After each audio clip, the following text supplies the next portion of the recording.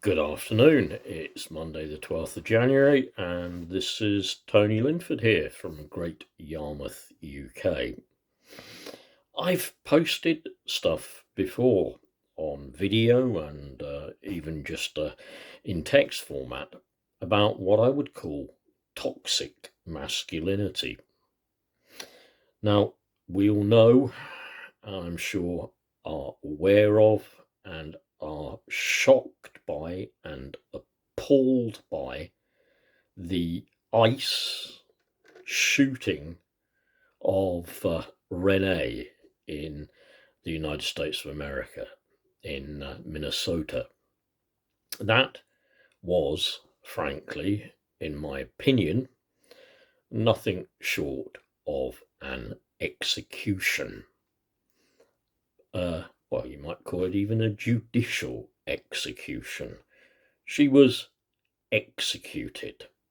But I want you just to listen to something from a post I found on Facebook by somebody called Samina Chemo Kazi. I know that sounds like it might be a made up name, but here's what she said about the shooting.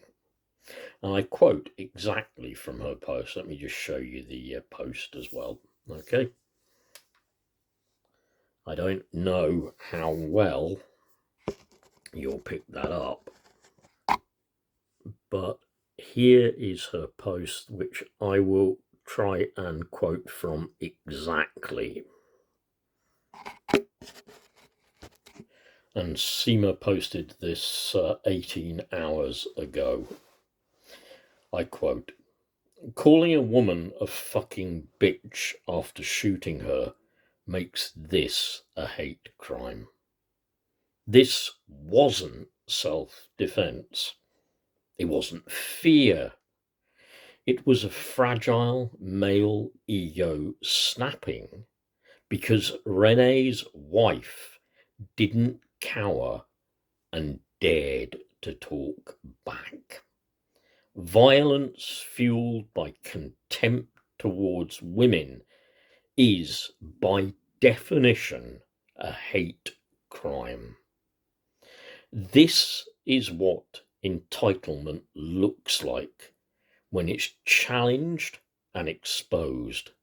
When a woman refuses submission, refuses silence, refuses to shrink, some men respond with rage instead of restraint.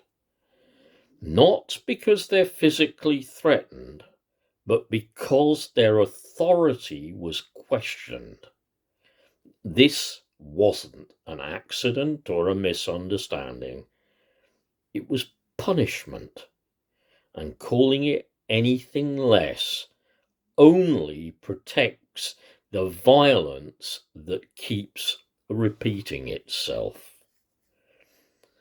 Boy, that was impactful, and I just want to share it and then just make a few comments of my own. So yes, I sincerely believe that was what happened. In fact, in showing no resistance to this man, Renee just sitting there in her car, not raising any kind of defense or appearing like any kind of threat, was shot because her partner stood up, spoke out, and this ICE agent had to save face. One thing I think that is absolutely startling, is that he called her a effing bitch after firing the shots into her face. Afterwards, she wasn't alive to hear him say that, but he said it afterwards. After, I assume, his authority was questioned. After somebody said something that he didn't like, after something that maybe snapped his fragile masculinity. And of course, I'm commenting as a man. I'm commenting as a man with two grown-up sons, one in his late 20s, other in his early 30s. I'm commenting as a man born in the boomer generation in the 1950s. And maybe even then we didn't see this kind of toxic masculinity. Because that is exactly what that is.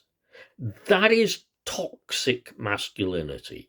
That is taught from the cradle upwards. Toxic masculinity. Yeah. And that is very prevalent in America, in many of the extreme Christian right groups who say things like, wives, submit to yourselves to your husband, and things like that. It's prevalent. It's absolutely prevalent.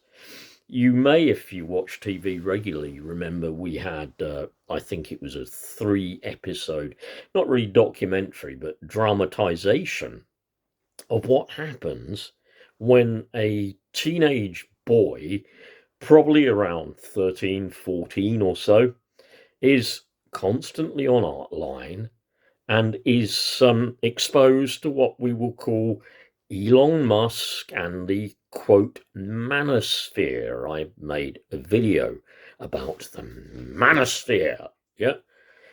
And what's he taught? What does he find out on all those posts and all that so-called information about being a man and joining the manosphere?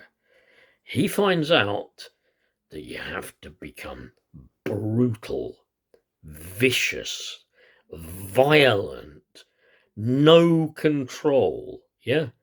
Just rage. Just this impulse to rage and fight and tear and get. Just to bully, yeah? She was shot by a bully. I have been bullied. As a kid, I was bullied. She was shot by a bully. Ultimate bullying. Physical bullying. Yeah? And those are the kind of people that we are emboldening in our society. I couldn't find a contact named Bully. Who do you want to call? She couldn't find a contact named Bully because obviously she's not been on Bullseye. Yeah. It takes the time the board will take to revolve for you. I couldn't find a contact named if you can find a contact named Bully because obviously she's not been Bullseye yet. Well, at least we injected a female voice there anyway. But just take that seriously. And don't you wonder, because I do. I sincerely do wonder. With little Tommy Robinson and with Nigel Farage, and who knows, maybe even with Rupert Lowe in Great Yarmouth and his new party he'll be launching soon. I wonder how much this toxic masculinity will be promoted.